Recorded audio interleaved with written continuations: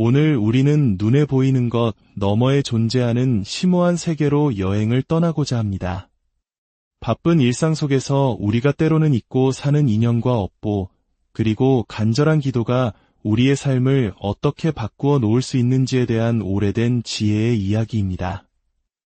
이 지혜의 말씀을 주변의 소중한 분들과 함께 나누는 것은 그 자체로 빛을 전하는 자비의 실천, 즉 법보시가 될 것입니다. 여러분의 나눔이 더 많은 분들에게 평온을 가져다 주기를 기원합니다. 그럼 이제 마음의 문을 열고 그 깊은 이야기 속으로 들어가 보겠습니다. 불교 경전에서는 말합니다. 사람의 몸으로 태어나기는 참으로 어렵고 그 어렵게 얻은 삶에서 부처님의 가르침을 만나기란 더욱 어려우며 가르침을 만난다 해도 올바른 길로 이끌어줄 참된 스승을 만나기는 그보다 더 어렵다고 말입니다. 이는 비단 먼 옛날의 이야기만은 아닐 것입니다. 수많은 정보가 넘쳐나는 오늘날 우리는 어떤 것이 참된 가르침이고 어떤 이가 진정한 스승인지 분별하기 더욱 어려운 시대를 살고 있습니다.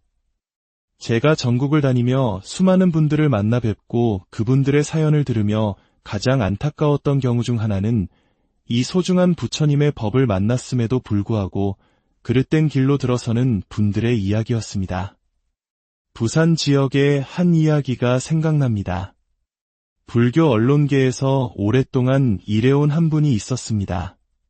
그는 누구보다 불교계의 소식에 밝았기에 어떤 사찰이 올바른 가르침을 펴고 어떤 곳이 그렇지 않은지를 잘 알고 있었습니다. 그런데 어느 날 자신의 어머니가 좋지 않은 소문이 무성한 한 사이비 사찰에 다니고 있다는 사실을 알게 되었습니다. 그곳은 정식 승려가 아닌 스스로 머리를 깎고 승복만 걸친 채 신도들을 현혹하여 이익을 취하는 곳으로 유명했습니다. 아들은 충격에 빠져 어머니께 달려가 애원했습니다. 어머니, 제발 그 절에 다니시면 안 됩니다. 그곳은 진짜 절이 아닙니다. 부산에 얼마나 좋은 사찰과 훌륭한 스님들이 많습니까? 제발 다른 곳으로 가십시오. 아들의 간곡한 만류에 어머니는 알겠다. 이제 그만 가겠다고 약속했습니다. 그러나 몇 달 뒤 어머니는 다시 그 사찰에 발을 들여놓고 있었습니다. 아들이 너무나 속상한 마음에 어머니, 제가 그곳은 사입이라고 가면 안 된다고 몇 번이나 말씀드렸는데 왜 또 가시는 겁니까? 하고 여쭈었습니다. 그러자 어머니의 대답은 아들의 가슴을 먹먹하게 만들었습니다. 아들아, 다른 절도 가봤는데 그 절이 제일 재밌더라. 참으로 씁쓸한 이야기입니다. 아들이 그토록 진실을 이야기해도 어머니는 당장의 즐거움을 조차 그릇된 길로 향하고 있었던 것입니다. 부처님께서는 팔만대장경 곳곳에서 말씀하셨습니다. 중생은 자신이 지은 업에 따라 살아가고 그 업의 습관에 이끌린다. 그렇습니다. 결국 모든 것은 자신이 지은 업의 결과이며 그 업의 힘은 이토록 무서운 것입니다.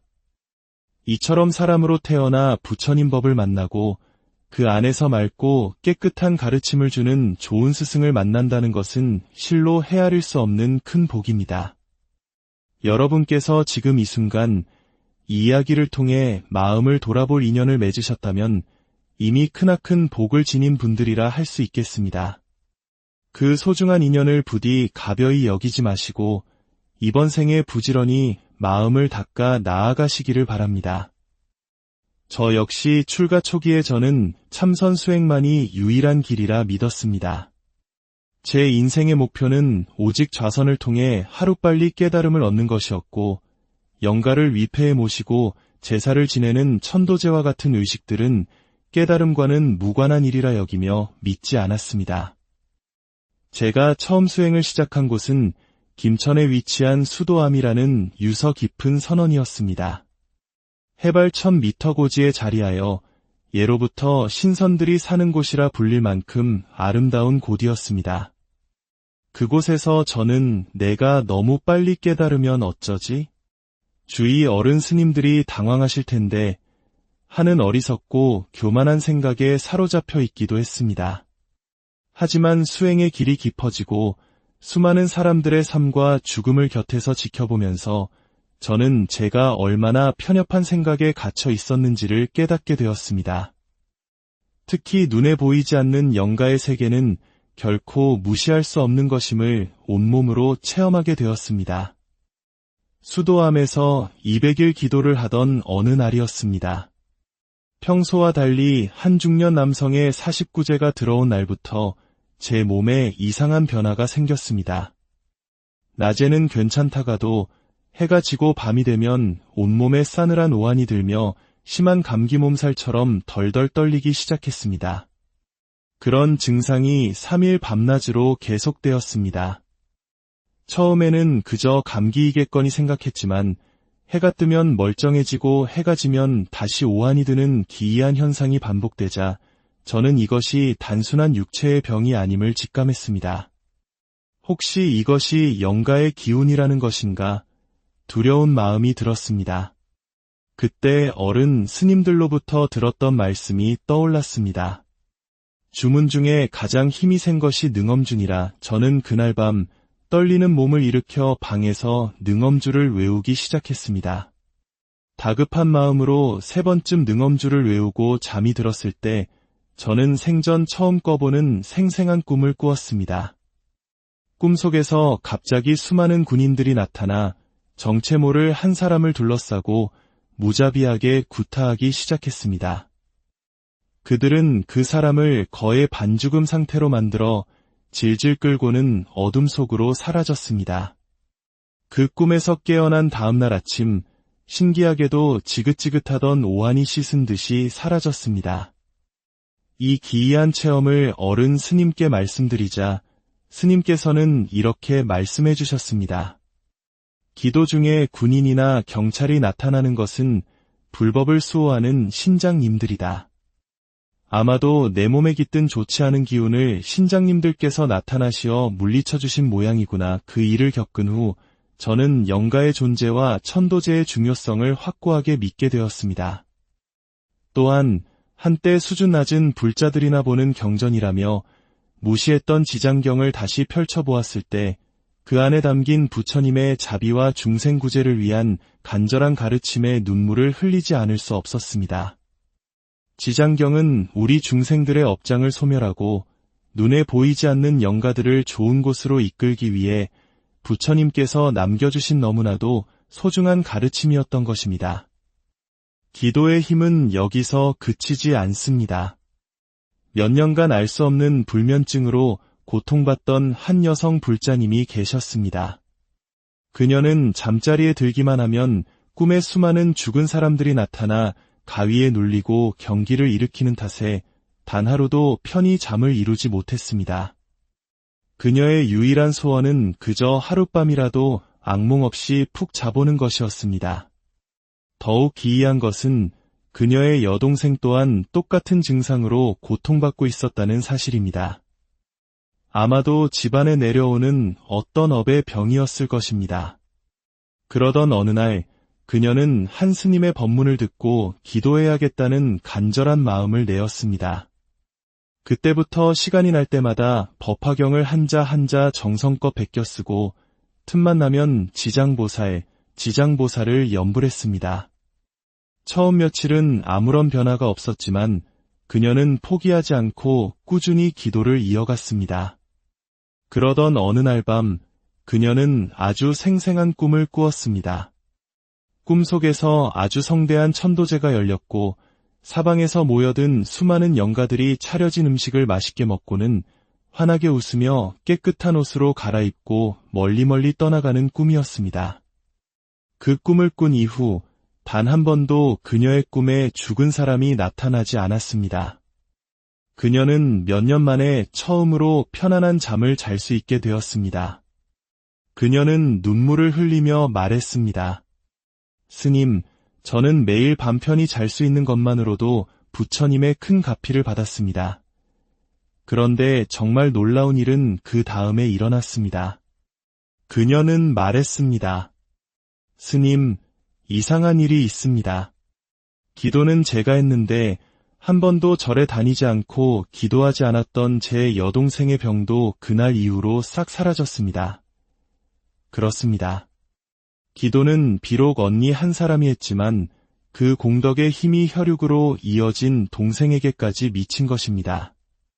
가족 중 한 사람이 간절히 기도하면 그 맑은 파동이 알게 모르게 다른 가족에게도 좋은 영향을 미칩니다. 이처럼 기도의 힘은 신비하고 놀랍습니다. 하지만 여기서 우리가 반드시 기억해야 할 것이 있습니다. 제가 수많은 분들의 기도 체험담을 듣고 내린 결론 중 하나입니다. 기도를 하면 반드시 가피가 있다. 단, 깔짝깔짝 기도하면 가피도 깔짝깔짝 온다. 오늘 하루 기도하고 6일 동안 잊고 지낸다면 그 공덕 또한 잠깐 머물다 사라질 뿐입니다. 물이 끓기 위해서는 100도라는 임계점까지 꾸준히 열을 가해야 하듯 우리의 기도 또한 간절함과 꾸준함이 더해질 때 비로소 업장을 녹이고 기적을 만들어내는 힘이 생기는 것입니다. 행복도 불행도 모두 내가 지은 업의 결과입니다. 남을 원망할 필요가 없습니다. 좋은 일이 생기든 나쁜 일이 생기든 그것은 모두 과거에 내가 뿌린 씨앗의 열매임을 명심해야 합니다. 그러므로 결국 이 길을 닦아야 하는 사람은 바로 나 자신입니다. 배가 고프면 내가 밥을 먹어야 하듯, 목이 마르면 내가 물을 마셔야 하듯, 내 인생의 괴로움과 업보 또한 내가 직접 닦고 소멸시켜야 합니다. 옛 쌍계사의 큰 어른이셨던 고산 스님의 법문집에 나오는 이야기로 오늘 말씀을 마무리하고자 합니다. 1970년대 고산 스님께서 서울 조계사주지로 계실 때의 일입니다. 사업을 하며 절에 시주도 많이 하고 기도도 열심히 하던 한 50대 보살님이 있었습니다. 어느 날 그 보살님에게서 다급한 전화가 걸려왔습니다. 스님, 제 딸이 숨이 넘어갑니다. 제발 우리 딸 좀 살려주세요. 스님께서 놀라 택시를 타고 그 집으로 달려갔습니다. 현관문을 열고 들어서는 순간 스님의 눈에 믿을 수 없는 광경이 펼쳐졌습니다. 딸이 마룻바닥에 쓰러져 경기를 일으키듯 온몸을 떨고 있었고 그 위에는 시커먼 얼굴을 한 60대 남자의 영가가 올라타 딸의 목을 조르고 있었습니다. 그 끔찍한 모습은 오직 스님의 영적인 눈에만 보였습니다. 스님은 다급히 관세음보살을 외치며 그 자리에서 30분 동안 알고 있는 모든 진언과 다란이를 미친 듯이 외웠습니다. 그러자 딸의 목을 조르던 남자의 형상이 스르르 사라졌고 딸은 경기를 멈추고 안정을 되찾았습니다. 스님은 보살님에게 물었습니다. 혹시 과거에 깊은 원한을 맺은 남자가 있지 않습니까? 보살님은 처음에는 없다고 부인했지만 스님의 계속된 물음에 마침내 과거의 한 사건을 털어놓았습니다. 바로 그 딸의 목을 조르던 영가는 과거 사업 과정에서 보살님에게 큰 배신을 당하고 원한을 품은 채 세상을 떠난 남자였던 것입니다. 결국 그 원한의 업보가 세월이 흘러 아무 죄 없는 딸에게 나타난 것이었습니다. 이 이야기는 우리에게 업보의 무서움을 다시 한번 일깨워줍니다. 오늘 우리가 나눈 이야기들은 결코 먼 나라의 신비한 전설이 아닙니다. 바로 우리 삶 속에서 지금 이 순간에도 펼쳐지고 있는 인과 연기의 법칙입니다. 힘들고 괴롭고 답답할 때가 바로 기도할 때이며 내 마음을 들여다보고 업의 습관을 바꿀 절호의 기회입니다. 행복과 불행의 열쇠는 다른 누구도 아닌 바로 나 자신이 쥐고 있습니다. 부디 오늘 들으신 이야기들을 마음 깊이 새기시어 여러분의 삶을 더욱 지혜롭고 평온하게 가꾸어 나가시길 바랍니다. 여러분의 발걸음마다 평화가 깃들고 마음속에는 늘 맑은 지혜의 빛이 함께하기를 오늘 우리는 눈에 보이는 것 너머에 존재하는 심오한 세계로 여행을 떠나고자 합니다. 바쁜 일상 속에서 우리가 때로는 잊고 사는 인연과 업보, 그리고 간절한 기도가 우리의 삶을 어떻게 바꾸어 놓을 수 있는지에 대한 오래된 지혜의 이야기입니다. 이 지혜의 말씀을 주변의 소중한 분들과 함께 나누는 것은 그 자체로 빛을 전하는 자비의 실천, 즉 법보시가 될 것입니다. 여러분의 나눔이 더 많은 분들에게 평온을 가져다 주기를 기원합니다. 그럼 이제 마음의 문을 열고 그 깊은 이야기 속으로 들어가 보겠습니다. 불교 경전에서는 말합니다. 사람의 몸으로 태어나기는 참으로 어렵고 그 어렵게 얻은 삶에서 부처님의 가르침을 만나기란 더욱 어려우며 가르침을 만난다 해도 올바른 길로 이끌어줄 참된 스승을 만나기는 그보다 더 어렵다고 말입니다. 이는 비단 먼 옛날의 이야기만은 아닐 것입니다. 수많은 정보가 넘쳐나는 오늘날 우리는 어떤 것이 참된 가르침이고 어떤 이가 진정한 스승인지 분별하기 더욱 어려운 시대를 살고 있습니다. 제가 전국을 다니며 수많은 분들을 만나 뵙고 그분들의 사연을 들으며 가장 안타까웠던 경우 중 하나는 이 소중한 부처님의 법을 만났음에도 불구하고 그릇된 길로 들어서는 분들의 이야기였습니다. 부산 지역의 한 이야기가 생각납니다. 불교 언론계에서 오랫동안 일해온 한 분이 있었습니다. 그는 누구보다 불교계의 소식에 밝았기에 어떤 사찰이 올바른 가르침을 펴고 어떤 곳이 그렇지 않은지를 잘 알고 있었습니다. 그런데 어느 날 자신의 어머니가 좋지 않은 소문이 무성한 한 사이비 사찰에 다니고 있다는 사실을 알게 되었습니다. 그곳은 정식 승려가 아닌 스스로 머리를 깎고 승복만 걸친 채 신도들을 현혹하여 이익을 취하는 곳으로 유명했습니다. 아들은 충격에 빠져 어머니께 달려가 애원했습니다. 어머니, 제발 그 절에 다니시면 안 됩니다. 그곳은 진짜 절이 아닙니다. 부산에 얼마나 좋은 사찰과 훌륭한 스님들이 많습니까? 제발 다른 곳으로 가십시오. 아들의 간곡한 만류에 어머니는 알겠다. 이제 그만 가겠다고 약속했습니다. 그러나 몇 달 뒤 어머니는 다시 그 사찰에 발을 들여놓고 있었습니다. 아들이 너무나 속상한 마음에 어머니, 제가 그곳은 사입이라고 가면 안 된다고 몇 번이나 말씀드렸는데 왜 또 가시는 겁니까? 하고 여쭈었습니다. 그러자 어머니의 대답은 아들의 가슴을 먹먹하게 만들었습니다. 아들아, 다른 절도 가봤는데 그 절이 제일 재밌더라. 참으로 씁쓸한 이야기입니다. 아들이 그토록 진실을 이야기해도 어머니는 당장의 즐거움을 조차 그릇된 길로 향하고 있었던 것입니다. 부처님께서는 팔만대장경 곳곳에서 말씀하셨습니다. 중생은 자신이 지은 업에 따라 살아가고 그 업의 습관에 이끌린다. 그렇습니다. 결국 모든 것은 자신이 지은 업의 결과이며 그 업의 힘은 이토록 무서운 것입니다. 이처럼 사람으로 태어나 부처님 법을 만나고 그 안에서 맑고 깨끗한 가르침을 주는 좋은 스승을 만난다는 것은 실로 헤아릴 수 없는 큰 복입니다. 여러분께서 지금 이 순간 이 이야기를 통해 마음을 돌아볼 인연을 맺으셨다면 이미 크나큰 복을 지닌 분들이라 할 수 있겠습니다. 그 소중한 인연을 부디 가벼이 여기지 마시고 이번 생에 부지런히 마음을 닦아 나아가시기를 바랍니다. 저 역시 출가 초기에 저는 참선 수행만이 유일한 길이라 믿었습니다. 제 인생의 목표는 오직 좌선을 통해 하루빨리 깨달음을 얻는 것이었고 영가를 위패에 모시고 제사를 지내는 천도제와 같은 의식들은 깨달음과는 무관한 일이라 여기며 믿지 않았습니다. 제가 처음 수행을 시작한 곳은 김천에 위치한 수도암이라는 유서 깊은 선원이었습니다. 해발 1000m 고지에 자리하여 예로부터 신선들이 사는 곳이라 불릴 만큼 아름다운 곳이었습니다. 그곳에서 저는 내가 너무 빨리 깨달으면 어쩌지? 주위 어른 스님들이 당황하실 텐데 하는 어리석고 교만한 생각에 사로잡혀 있기도 했습니다.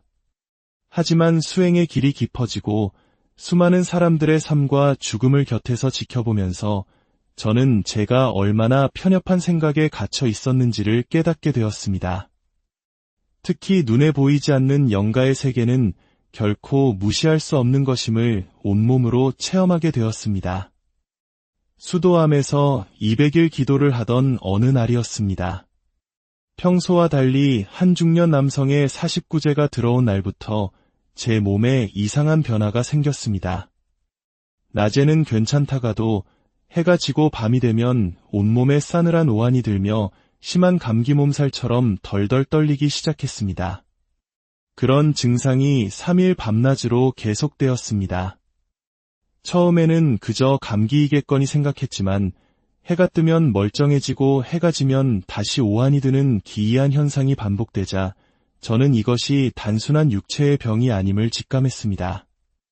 혹시 이것이 영가의 기운이라는 것인가 두려운 마음이 들었습니다. 그때 어른 스님들로부터 들었던 말씀이 떠올랐습니다. 주문 중에 가장 힘이 센 것이 능엄주니라. 저는 그날 밤 떨리는 몸을 일으켜 방에서 능엄주를 외우기 시작했습니다. 다급한 마음으로 3번쯤 능엄주를 외우고 잠이 들었을 때 저는 생전 처음 꿔보는 생생한 꿈을 꾸었습니다. 꿈속에서 갑자기 수많은 군인들이 나타나 정체 모를 한 사람을 둘러싸고 무자비하게 구타하기 시작했습니다. 그들은 그 사람을 거의 반죽음 상태로 만들어 질질 끌고는 어둠 속으로 사라졌습니다. 그 꿈에서 깨어난 다음날 아침, 신기하게도 지긋지긋하던 오한이 씻은 듯이 사라졌습니다. 이 기이한 체험을 어른 스님께 말씀드리자 스님께서는 이렇게 말씀해 주셨습니다. 기도 중에 군인이나 경찰이 나타나는 것은 불법을 수호하는 신장님들이다. 아마도 내 몸에 깃든 좋지 않은 기운을 신장님들께서 나타나시어 물리쳐 주신 모양이구나. 그 일을 겪은 후 저는 영가의 존재와 천도제의 중요성을 확고하게 믿게 되었습니다. 또한 한때 수준 낮은 불자들이나 보는 경전이라며 무시했던 지장경을 다시 펼쳐보았을 때 그 안에 담긴 부처님의 자비와 중생구제를 위한 간절한 가르침에 눈물을 흘리지 않을 수 없었습니다. 지장경은 우리 중생들의 업장을 소멸하고 눈에 보이지 않는 영가들을 좋은 곳으로 이끌기 위해 부처님께서 남겨주신 너무나도 소중한 가르침이었던 것입니다. 기도의 힘은 여기서 그치지 않습니다. 몇 년간 알 수 없는 불면증으로 고통받던 한 여성 불자님이 계셨습니다. 그녀는 잠자리에 들기만 하면 꿈에 수많은 죽은 사람들이 나타나 가위에 눌리고 경기를 일으키는 탓에 단 하루도 편히 잠을 이루지 못했습니다. 그녀의 유일한 소원은 그저 하룻밤이라도 악몽 없이 푹 자보는 것이었습니다. 더욱 기이한 것은 그녀의 여동생 또한 똑같은 증상으로 고통받고 있었다는 사실입니다. 아마도 집안에 내려오는 어떤 업의 병이었을 것입니다. 그러던 어느 날 그녀는 한 스님의 법문을 듣고 기도해야겠다는 간절한 마음을 내었습니다. 그때부터 시간이 날 때마다 법화경을 한자 한자 정성껏 베껴 쓰고 틈만 나면 지장보살을 염불했습니다. 처음 며칠은 아무런 변화가 없었지만 그녀는 포기하지 않고 꾸준히 기도를 이어갔습니다. 그러던 어느 날 밤 그녀는 아주 생생한 꿈을 꾸었습니다. 꿈속에서 아주 성대한 천도제가 열렸고 사방에서 모여든 수많은 영가들이 차려진 음식을 맛있게 먹고는 환하게 웃으며 깨끗한 옷으로 갈아입고 멀리 떠나가는 꿈이었습니다. 그 꿈을 꾼 이후 단 한 번도 그녀의 꿈에 죽은 사람이 나타나지 않았습니다. 그녀는 몇 년 만에 처음으로 편안한 잠을 잘 수 있게 되었습니다. 그녀는 눈물을 흘리며 말했습니다. 스님, 저는 매일 밤 편히 잘 수 있는 것만으로도 부처님의 큰 가피를 받았습니다. 그런데 정말 놀라운 일은 그 다음에 일어났습니다. 그녀는 말했습니다. 스님, 이상한 일이 있습니다. 기도는 제가 했는데 한 번도 절에 다니지 않고 기도하지 않았던 제 여동생의 병도 그날 이후로 싹 사라졌습니다. 그렇습니다. 기도는 비록 언니 한 사람이 했지만 그 공덕의 힘이 혈육으로 이어진 동생에게까지 미친 것입니다. 가족 중 한 사람이 간절히 기도하면 그 맑은 파동이 알게 모르게 다른 가족에게도 좋은 영향을 미칩니다. 이처럼 기도의 힘은 신비하고 놀랍습니다. 하지만 여기서 우리가 반드시 기억해야 할 것이 있습니다. 제가 수많은 분들의 기도 체험담을 듣고 내린 결론 중 하나입니다. 기도를 하면 반드시 갚이가 있다. 단, 깔짝깔짝 기도하면 갚이도 깔짝깔짝 온다. 오늘 하루 기도하고 6일 동안 잊고 지낸다면 그 공덕 또한 잠깐 머물다 사라질 뿐입니다. 물이 끓기 위해서는 100도라는 임계점까지 꾸준히 열을 가해야 하듯 우리의 기도 또한 간절함과 꾸준함이 더해질 때 비로소 업장을 녹이고 기적을 만들어내는 힘이 생기는 것입니다. 행복도 불행도 모두 내가 지은 업의 결과입니다. 남을 원망할 필요가 없습니다. 좋은 일이 생기든 나쁜 일이 생기든 그것은 모두 과거에 내가 뿌린 씨앗의 열매임을 명심해야 합니다. 그러므로 결국 이 길을 닦아야 하는 사람은 바로 나 자신입니다. 배가 고프면 내가 밥을 먹어야 하듯, 목이 마르면 내가 물을 마셔야 하듯, 내 인생의 괴로움과 업보 또한 내가 직접 닦고 소멸시켜야 합니다. 옛 쌍계사의 큰 어른이셨던 고산 스님의 법문집에 나오는 이야기로 오늘 말씀을 마무리하고자 합니다. 1970년대 고산 스님께서 서울 조계사주지로 계실 때의 일입니다. 사업을 하며 절에 시주도 많이 하고 기도도 열심히 하던 한 50대 보살님이 있었습니다. 어느 날 그 보살님에게서 다급한 전화가 걸려왔습니다. 스님, 제 딸이 숨이 넘어갑니다. 제발 우리 딸 좀 살려주세요. 스님께서 놀라 택시를 타고 그 집으로 달려갔습니다. 현관문을 열고 들어서는 순간 스님의 눈에 믿을 수 없는 광경이 펼쳐졌습니다. 딸이 마룻바닥에 쓰러져 경기를 일으키듯 온몸을 떨고 있었고 그 위에는 시커먼 얼굴을 한 60대 남자의 영가가 올라타 딸의 목을 조르고 있었습니다. 그 끔찍한 모습은 오직 스님의 영적인 눈에만 보였습니다. 스님은 다급히 관세음보살을 외치며 그 자리에서 30분 동안 알고 있는 모든 진언과 다란이를 미친 듯이 외웠습니다. 그러자 딸의 목을 조르던 남자의 형상이 스르르 사라졌고 딸은 경기를 멈추고 안정을 되찾았습니다. 스님은 보살님에게 물었습니다. 혹시 과거에 깊은 원한을 맺은 남자가 있지 않습니까? 보살님은 처음에는 없다고 부인했지만 스님의 계속된 물음에 마침내 과거의 한 사건을 털어놓았습니다. 바로 그 딸의 목을 조르던 영가는 과거 사업 과정에서 보살님에게 큰 배신을 당하고 원한을 품은 채 세상을 떠난 남자였던 것입니다. 결국 그 원한의 업보가 세월이 흘러 아무 죄 없는 딸에게 나타난 것이었습니다. 이 이야기는 우리에게 업보의 무서움을 다시 한번 일깨워줍니다. 오늘 우리가 나눈 이야기들은 결코 먼 나라의 신비한 전설이 아닙니다. 바로 우리 삶 속에서 지금 이 순간에도 펼쳐지고 있는 인과 연기의 법칙입니다.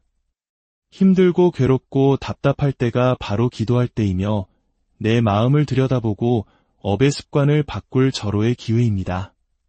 행복과 불행의 열쇠는 다른 누구도 아닌 바로 나 자신이 쥐고 있습니다. 부디 오늘 들으신 이야기들을 마음 깊이 새기시어 여러분의 삶을 더욱 지혜롭고 평온하게 가꾸어 나가시길 바랍니다. 여러분의 발걸음마다 평화가 깃들고 마음속에는 늘 맑은 지혜의 빛이 함께하기를 오늘 우리는 눈에 보이는 것 너머에 존재하는 심오한 세계로 여행을 떠나고자 합니다.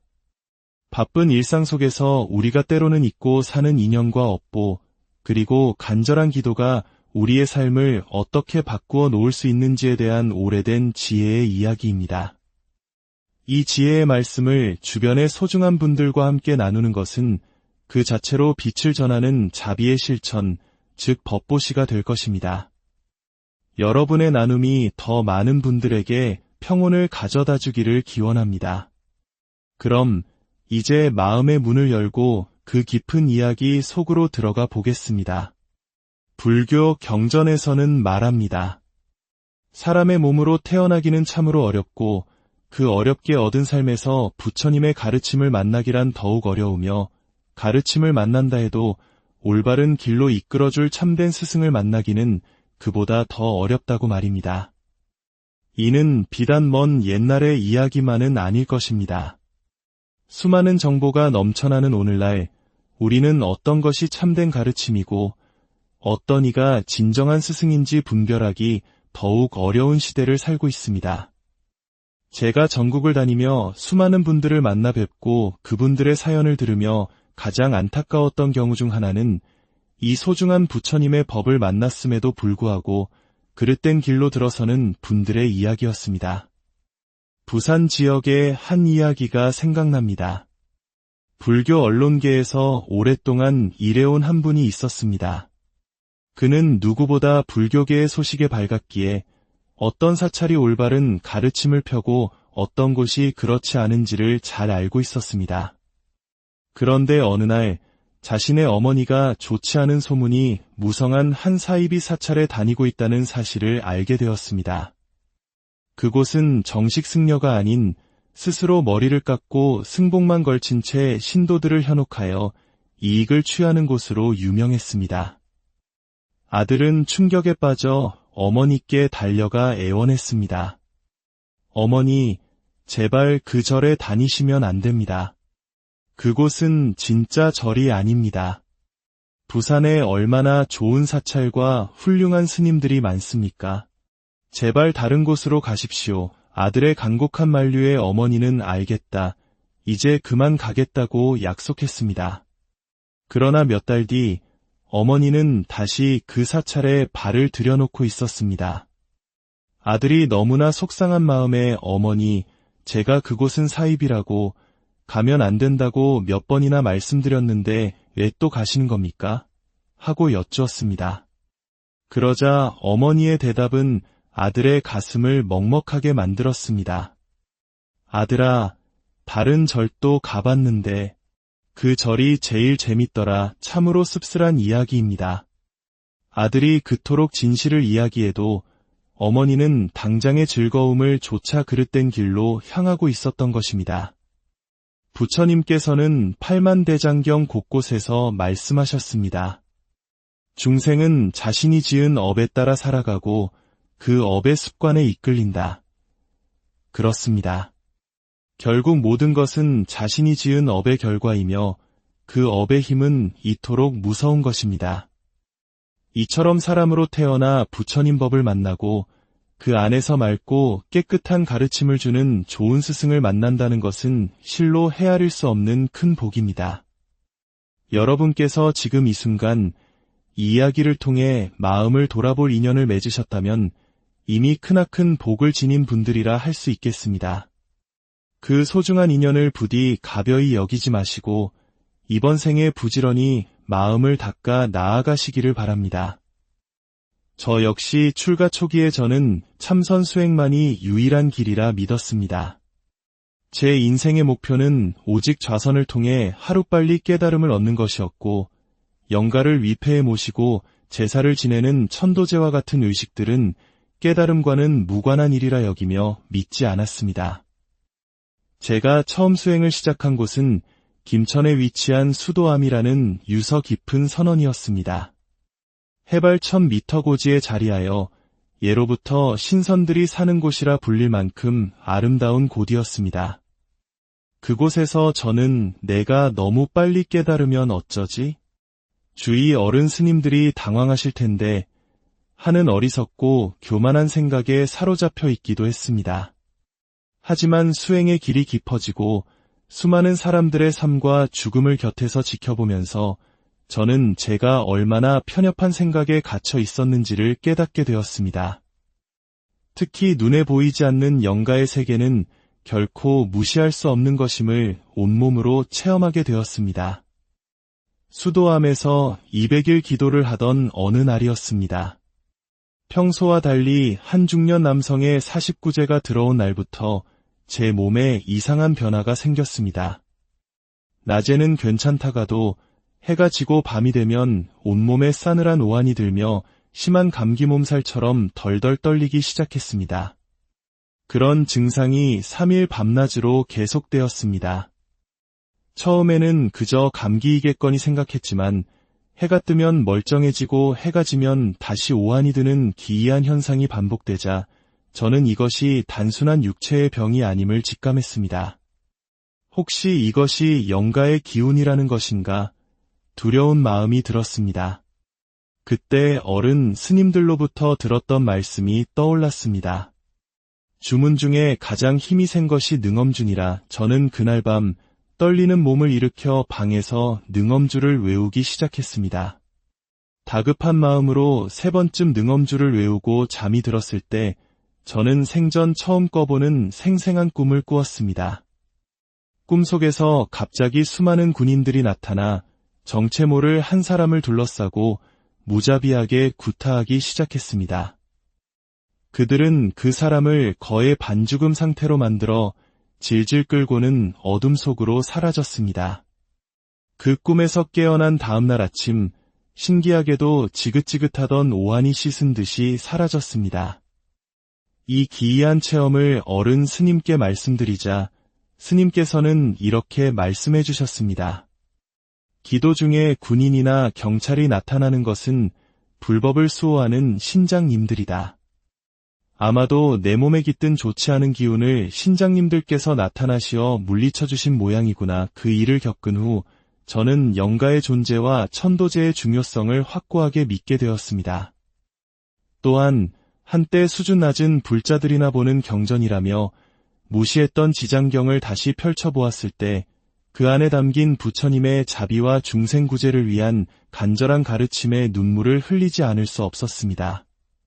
지장경은 우리 중생들의 업장을 소멸하고 눈에 보이지 않는 영가들을 좋은 곳으로 이끌기 위해 부처님께서 남겨주신 너무나도 소중한 가르침이었던 것입니다. 기도의 힘은 여기서 그치지 않습니다.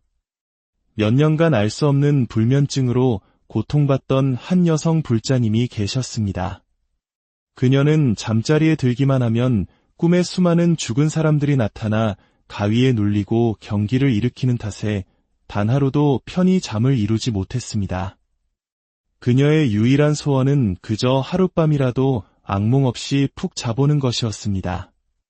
더욱 기이한 것은 그녀의 여동생 또한 똑같은 증상으로 고통받고 있었다는 사실입니다. 아마도 집안에 내려오는 어떤 업의 병이었을 것입니다. 그러던 어느 날 그녀는 한 스님의 법문을 듣고 기도해야겠다는 간절한 마음을 내었습니다. 그때부터 시간이 날 때마다 법화경을 한자 한자 정성껏 베껴 쓰고 틈만 나면 지장보살을 염불했습니다.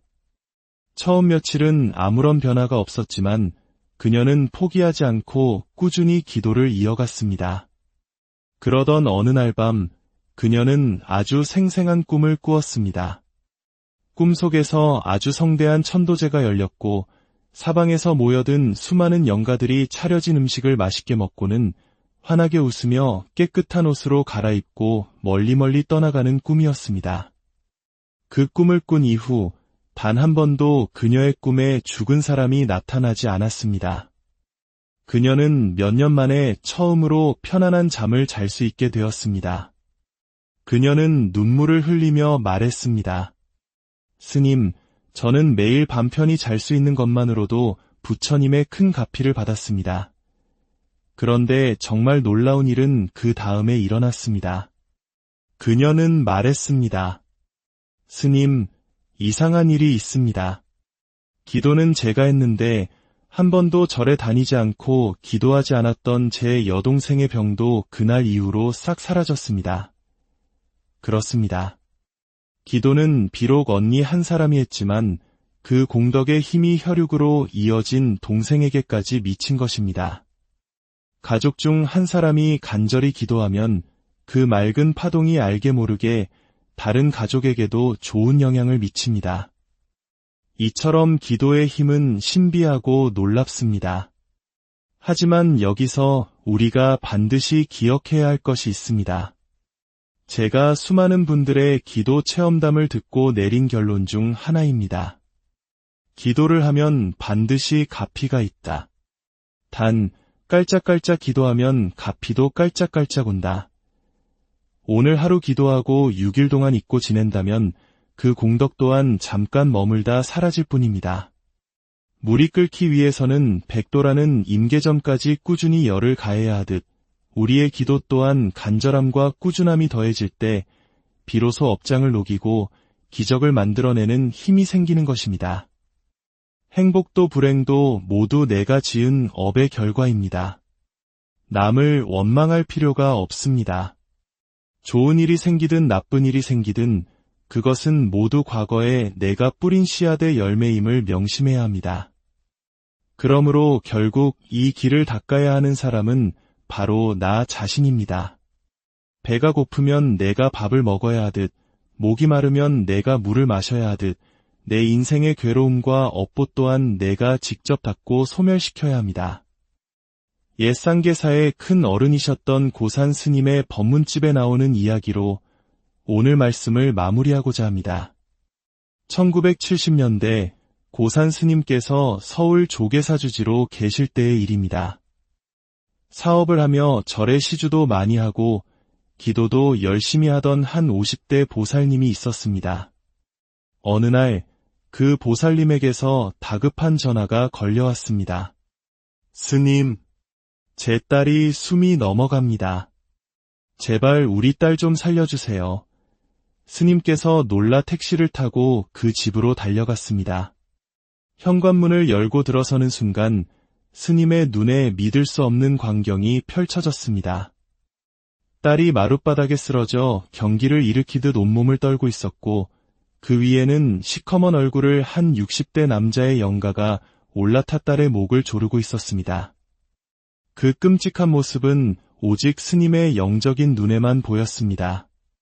스님은 다급히 관세음보살을 외치며 그 자리에서 30분 동안 알고 있는 모든 진언과 다란이를 미친 듯이 외웠습니다. 그러자 딸의 목을 조르던 남자의 형상이 스르르 사라졌고 딸은 경기를 멈추고 안정을 되찾았습니다. 스님은 보살님에게 물었습니다. 혹시 과거에 깊은 원한을 맺은 남자가 있지 않습니까? 보살님은 처음에는 없다고 부인했지만 스님의 계속된 물음에 마침내 과거의 한 사건을 털어놓았습니다. 바로 그 딸의 목을 조르던 영가는 과거 사업 과정에서 보살님에게 큰 배신을 당하고 원한을 품은 채 세상을 떠난 남자였던 것입니다. 결국 그 원한의 업보가 세월이 흘러 아무 죄 없는 딸에게 나타난 것이었습니다. 이 이야기는 우리에게 업보의 무서움을 다시 한번 일깨워줍니다. 오늘 우리가 나눈 이야기들은 결코 먼 나라의 신비한 전설이 아닙니다. 바로 우리 삶 속에서 지금 이 순간에도 펼쳐지고 있는 인과 연기의 법칙입니다. 힘들고 괴롭고 답답할 때가 바로 기도할 때이며 내 마음을 들여다보고 업의 습관을 바꿀 절호의 기회입니다. 행복과 불행의 열쇠는 다른 누구도 아닌 바로 나 자신이 쥐고 있습니다. 부디 오늘 들으신 이야기들을 마음 깊이 새기시어 여러분의 삶을 더욱 지혜롭고 평온하게 가꾸어 나가시길 바랍니다. 여러분의 발걸음마다 평화가 깃들고 마음속에는 늘 맑은 지혜의 빛이 함께하기를 오늘 우리는 눈에 보이는 것 너머에 존재하는 심오한 세계로 여행을 떠나고자 합니다. 바쁜 일상 속에서 우리가 때로는 잊고 사는 인연과 업보, 그리고 간절한 기도가 우리의 삶을 어떻게 바꾸어 놓을 수 있는지에 대한 오래된 지혜의 이야기입니다. 이 지혜의 말씀을 주변의 소중한 분들과 함께 나누는 것은 그 자체로 빛을 전하는 자비의 실천, 즉 법보시가 될 것입니다. 여러분의 나눔이 더 많은 분들에게 평온을 가져다 주기를 기원합니다.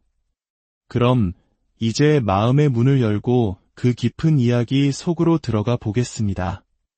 불교 경전에서는 말합니다.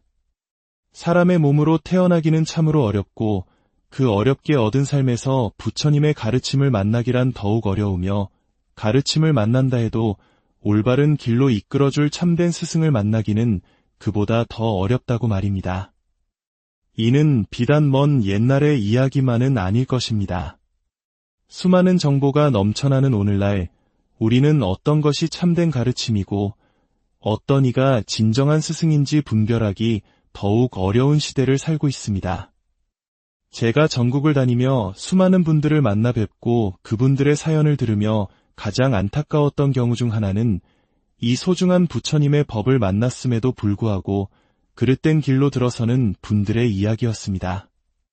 부산 지역의 한 이야기가 생각납니다. 불교 언론계에서 오랫동안 일해온 한 분이 있었습니다. 그는 누구보다 불교계의 소식에 밝았기에 어떤 사찰이 올바른 가르침을 펴고 어떤 곳이 그렇지 않은지를 잘 알고 있었습니다.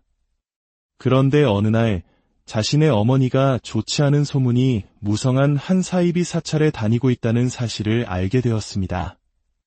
그곳은 정식 승려가 아닌 스스로 머리를 깎고 승복만 걸친 채 신도들을 현혹하여 이익을 취하는 곳으로 유명했습니다. 아들은 충격에 빠져 어머니께 달려가 애원했습니다. 어머니, 제발 그 절에 다니시면 안 됩니다. 그곳은 진짜 절이 아닙니다. 부산에 얼마나 좋은 사찰과 훌륭한 스님들이 많습니까? 제발 다른 곳으로 가십시오. 아들의 간곡한 만류에 어머니는 알겠다. 이제 그만 가겠다고 약속했습니다. 그러나 몇 달 뒤 어머니는 다시 그 사찰에 발을 들여놓고 있었습니다.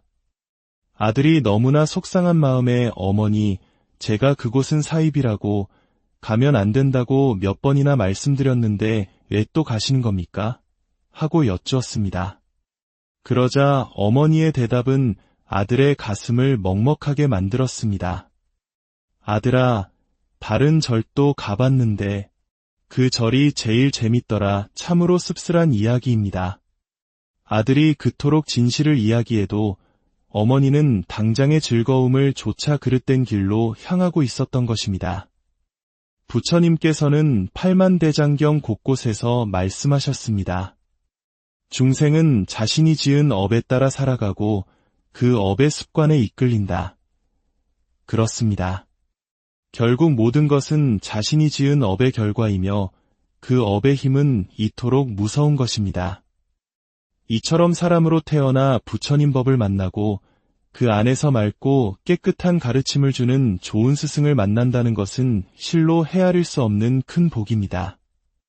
여러분께서 지금 이 순간 이 이야기를 통해 마음을 돌아볼 인연을 맺으셨다면 이미 크나큰 복을 지닌 분들이라 할 수 있겠습니다. 그 소중한 인연을 부디 가벼이 여기지 마시고 이번 생에 부지런히 마음을 닦아 나아가시기를 바랍니다. 저 역시 출가 초기에 저는 참선 수행만이 유일한 길이라 믿었습니다. 제 인생의 목표는 오직 좌선을 통해 하루빨리 깨달음을 얻는 것이었고 영가를 위패에 모시고 제사를 지내는 천도제와 같은 의식들은 깨달음과는 무관한 일이라 여기며 믿지 않았습니다. 제가 처음 수행을 시작한 곳은 김천에 위치한 수도암이라는 유서 깊은 선원이었습니다.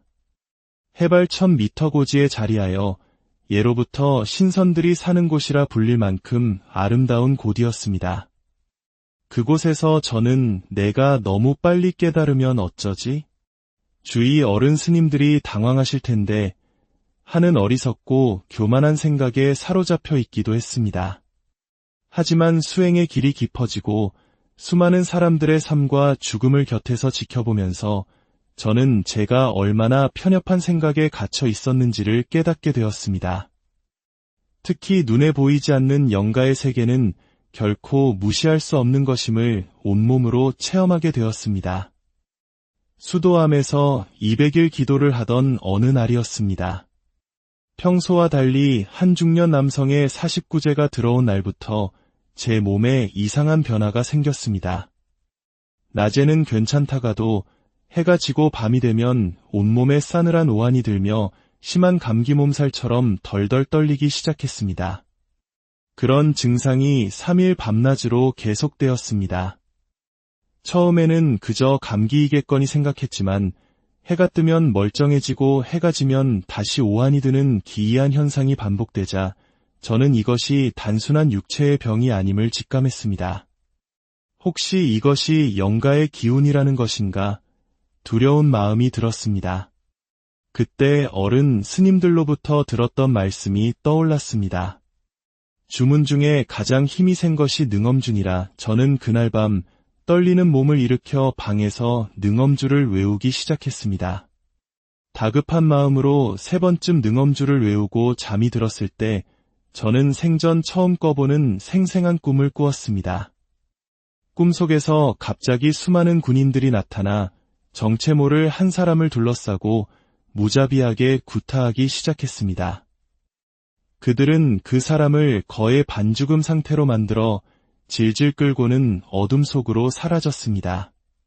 그 꿈에서 깨어난 다음날 아침, 신기하게도 지긋지긋하던 오한이 씻은 듯이 사라졌습니다. 이 기이한 체험을 어른 스님께 말씀드리자 스님께서는 이렇게 말씀해 주셨습니다. 기도 중에 군인이나 경찰이 나타나는 것은 불법을 수호하는 신장님들이다. 아마도 내 몸에 깃든 좋지 않은 기운을 신장님들께서 나타나시어 물리쳐 주신 모양이구나. 그 일을 겪은 후 저는 영가의 존재와 천도제의 중요성을 확고하게 믿게 되었습니다. 또한 한때 수준 낮은 불자들이나 보는 경전이라며 무시했던 지장경을 다시 펼쳐보았을 때 그 안에 담긴 부처님의 자비와 중생구제를 위한 간절한 가르침에 눈물을 흘리지 않을 수 없었습니다. 지장경은 우리 중생들의 업장을 소멸하고 눈에 보이지 않는 영가들을 좋은 곳으로 이끌기 위해 부처님께서 남겨주신 너무나도 소중한 가르침이었던 것입니다. 기도의 힘은 여기서 그치지 않습니다.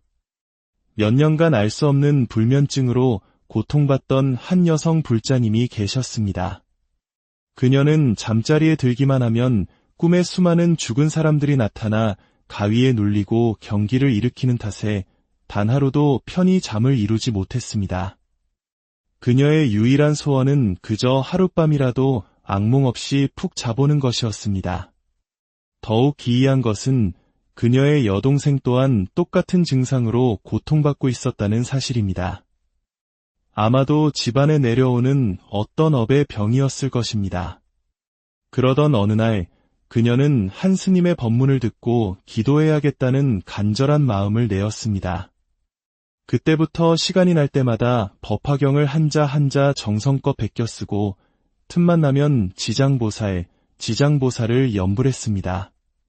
처음 며칠은 아무런 변화가 없었지만 그녀는 포기하지 않고 꾸준히 기도를 이어갔습니다. 그러던 어느 날 밤 그녀는 아주 생생한 꿈을 꾸었습니다.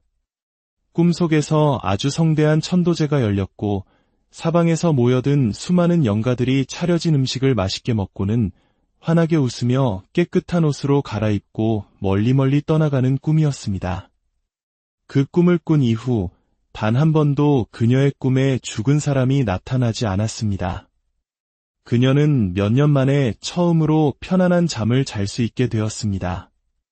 그녀는 눈물을 흘리며 말했습니다. 스님, 저는 매일 밤 편히 잘 수 있는 것만으로도 부처님의 큰 가피를 받았습니다. 그런데 정말 놀라운 일은 그 다음에 일어났습니다. 그녀는 말했습니다. 스님, 이상한 일이 있습니다.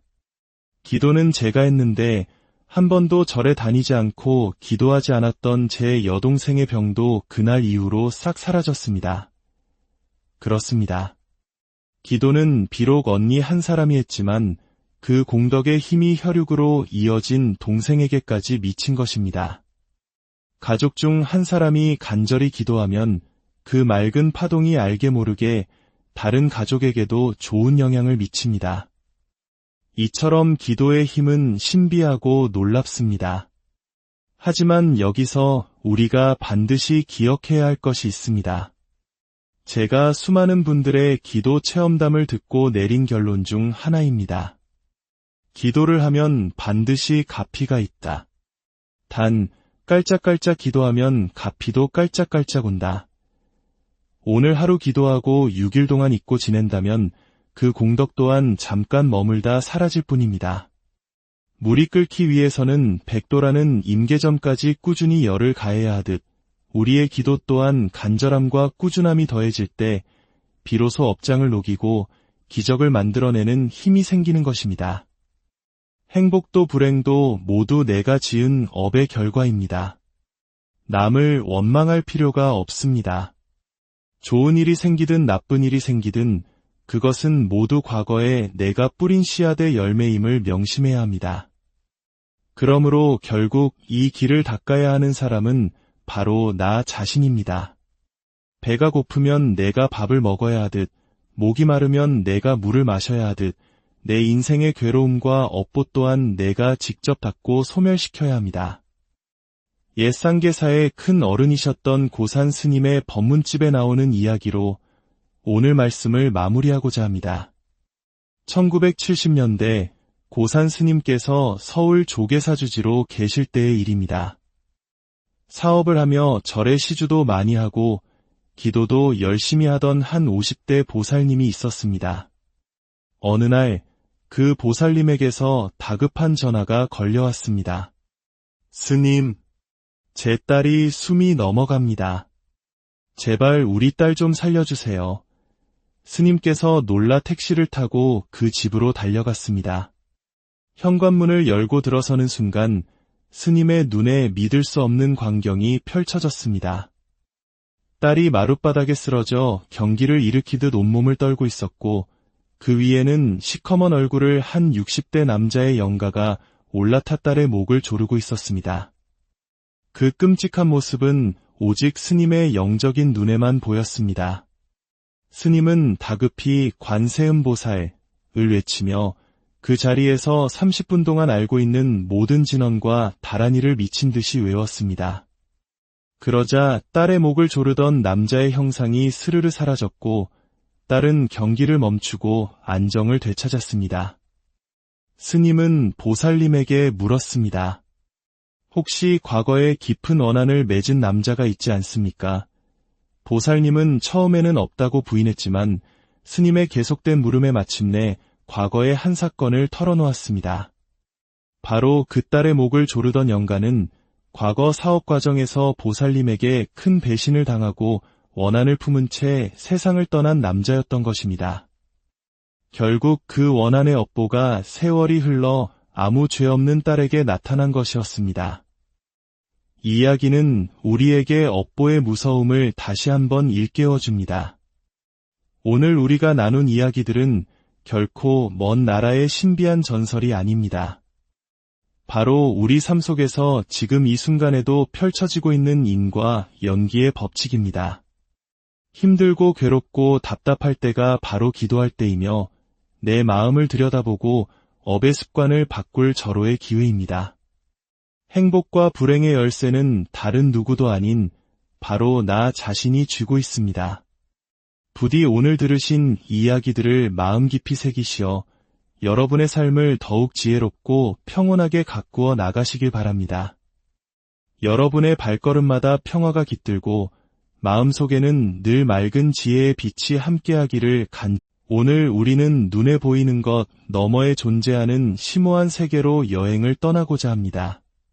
바쁜 일상 속에서 우리가 때로는 잊고 사는 인연과 업보, 그리고 간절한 기도가 우리의 삶을 어떻게 바꾸어 놓을 수 있는지에 대한 오래된 지혜의 이야기입니다. 이 지혜의 말씀을 주변의 소중한 분들과 함께 나누는 것은 그 자체로 빛을 전하는 자비의 실천, 즉 법보시가 될 것입니다.